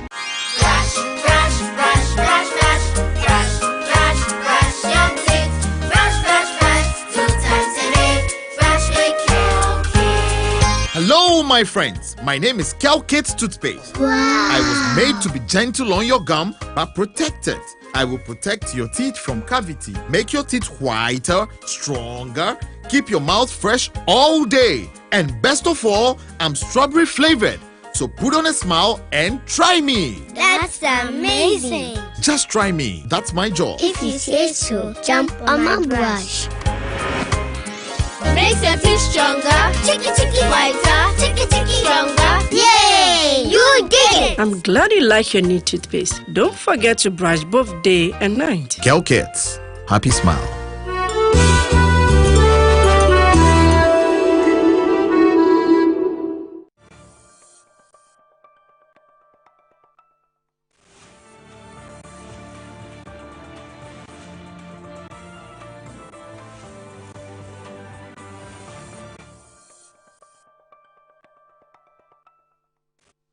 Welcome back. This is Good Afternoon, Ghana. Many thanks for staying with us. We still have the Minister of State for Public Sector Reforms, Lydia Lamisi Akanva-Riba, with me here. We're talking about what she's been doing in the constituency, in the Timpani constituency, where she represents them in Parliament. Just about 5 minutes more to wrap it up.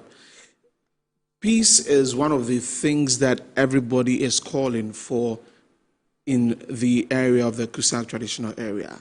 Chieftaincy disputes have been long happening in the area.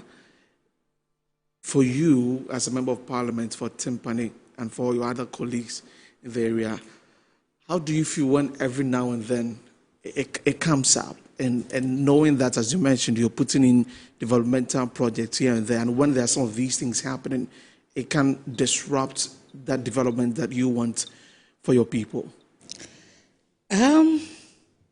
It's very sad.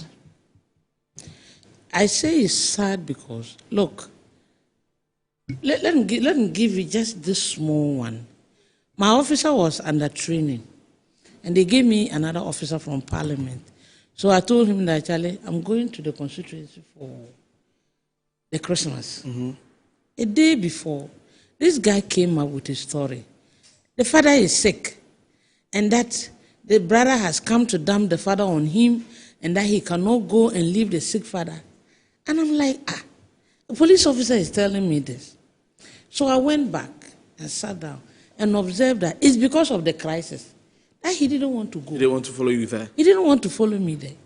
Simply because he has said that they are killing people, they've killed police people, they've killed... Yes, the immigration officer was killing my constituency. But that one was not part of the crisis. Right. It was just some armed robbers who wanted to take the weapons and that kind of thing. But for me, I would have wished that this thing has ended. Look, Nana Otunfo, before I mention his name, I have to get up. He has done a great job. There's no chieftaincy dispute. The law says so. Morals say so. Civil society says so. So who else is saying that there is chieftaincy issues in Boko? No. So I believe that the law enforcement agencies should rather enforce whatever that has come up. The man is an excellent person. Today you said chieftaincy. Which chieftaincy?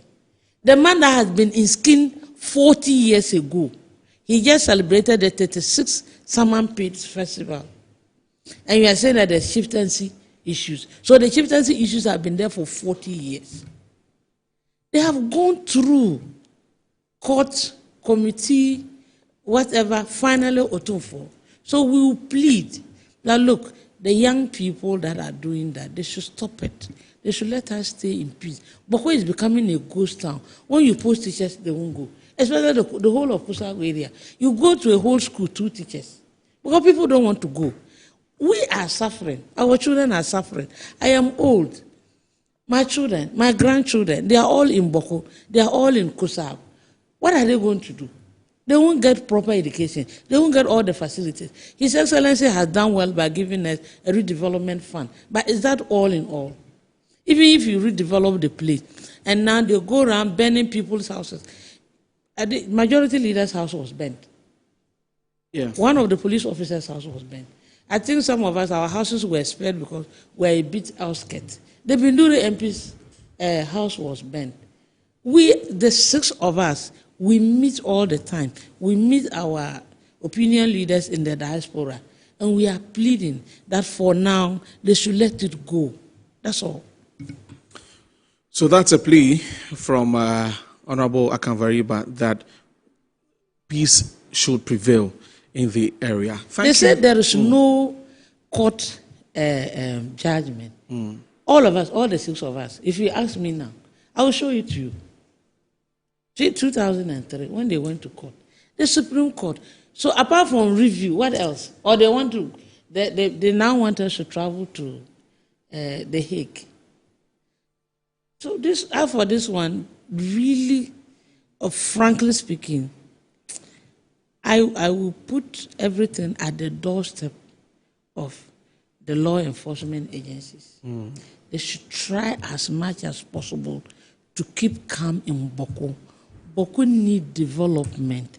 Boko need the young people that are dying day in and day out to continue the lineage of us when we are no more there. We want Boko to be where it was before all this crisis started. My mother used to say that you went to Boko and ate guinea fowl meat and you remained there. I have remained in Boko. I like Boko. That is my home. And I want peace in Boko. I want peace in Kusao. Right, right. Okay, we'll wrap it up here. No, but I have a very last question. I should have asked earlier with the public sector reforms. In terms of continuity of reforms, it's one of the things that we have a problem with as a country. Yeah. The NDC government is on. You are the Minister of State in charge of this. You are saying that there's a steering committee. You're going to put some things together. In the next 2 years, 3 years, when there's an election, we never know. Maybe the NPP could come back. And then what you have started could be changed and all of that. How do we make sure that we solve that issue, that these multiple reform agendas we are putting together, it's one that everybody is going to follow? The reform agenda is for Ghanaians. And I believe that there should be continuity. Because when I went to the ministry, whatever the NPP government started, I am continuing. I told you they did the first one, and they are doing the second one. OGP, I went and met OGP. They've implemented NAB 1 to NAB 4, and we are implementing the NAB 5. The NAB 5, we just review it. We did the midterm review. It's for 4 years. Another 2 years, we review it. So I don't see a situation where another government will come and say that, no, this one is no good for the public sector or the public services. Let us change it. You can see that there are all the ministries and departments and agencies. They have reforms. Okay. We've uncapped Get Fund. We've uncapped National Health Insurance. Even the security services. the fact that we have increased the age is a reform, is that not? Right. And it's a way of bringing everybody into the public service. Okay. Thank you very much for coming. We appreciate your time with us. We would make our way to your secretariat one of these days and see what is happening there. I want to use this opportunity to thank your viewers, thank this TV station for having me, but more importantly, I can't leave without saying thank you to His Excellency John Dramani Mahama for giving me this opportunity and this platform. I can't go without saying thank you to my own father, Zuran Abograb Azoka II, the overlord of Boko, and above all, my constituents, my divisional chiefs, my constituents, my constituency executive, my DCE. Thank you to everybody, and most especially my family. Right. They've been very supportive. Yeah. Right. Thank you very much for coming. Lydia Lamisi Akanvariba is the Minister of State for Public Sector Reforms. And this will wrap up the show for today. Many thanks for joining us here on Good Afternoon, Ghana. We came to live from our studios here at North Ray. Do well to follow us on our social media handles, Metro TV Ghana, and of course, www.metrotvonline.com, where you can find all the latest stories. My name is Desmond Okreku Danso, and we're supposed to go to South Africa to speak to a journalist there about what's happened with Julius Malema, as he's been sentenced to 5 years in prison. Unfortunately, that didn't happen. We'll definitely keep tabs on that and bring you details of that subsequently. So that's him on the screen, Julius Malema, sentenced to 5 years imprisonment for illegally possessing firearm and also discharging that in public. Right. So that's it for the show today. Many thanks for joining. Enjoy the rest of our programs. Bye-bye.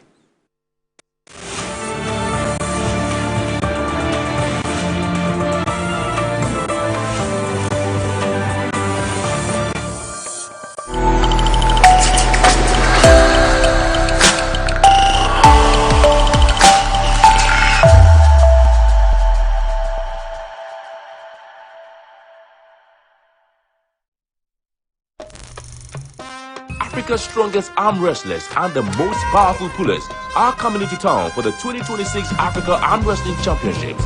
It's 2 explosive days of strength, pride, and continental supremacy as elite athletes from across Africa converge to grip up, lock in, and go to war on the table for the title of Africa's strongest. Date 1st and 2nd May 2026. Venue Boteman Sports Complex. Come experience the power, passion, emotions, roar, chants as Africa pulls for glory and slam for the pain. The 2026 Africa Arm Wrestling Championship. Africa is coming. Accra is ready.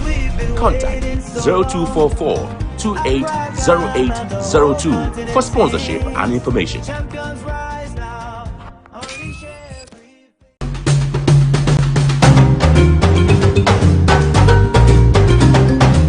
Smell that? That's the aroma of a whole continent. Welcome to season 3 of Cook Africa. And I'm your host, Lukis Jiwa. Cook Africa is a platform that showcases the traditions of Africa through food. From the East, West, Central, and Northern Africa. This is your show. Catch me on Cook Africa this and every Saturday at 5 p.m. on Metro TV.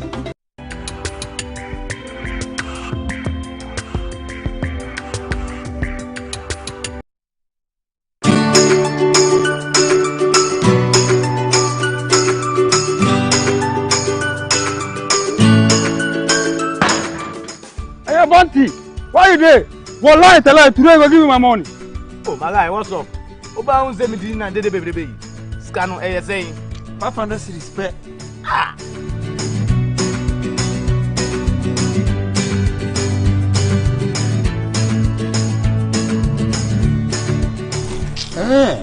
I see. Level don't change. But to show me the way. But there's some sorry Amanua. Talk to babe. Here is Ghana dinero. Huh? Cash.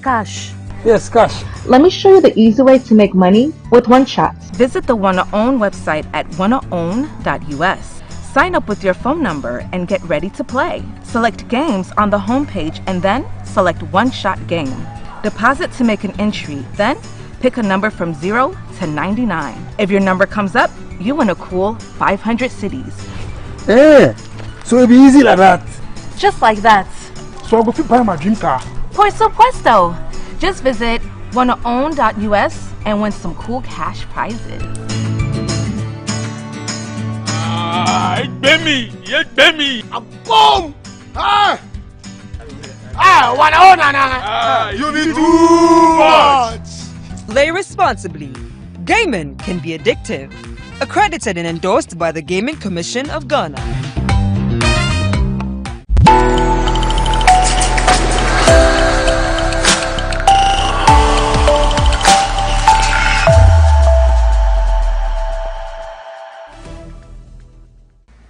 Russian missile and drone strikes have killed at least 13 people and injured several others across Ukraine.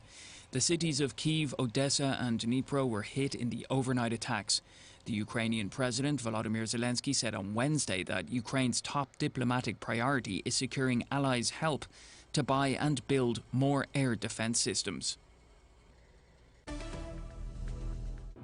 A major fire at one of Australia's 2 oil refineries has been put out, but there are concerns that there could be disruption to petrol supplies in the country. The refinery in the state of Victoria produces 10% of Australia's total fuel needs. Australia is already facing pressure on fuel supplies linked to the war in Iran.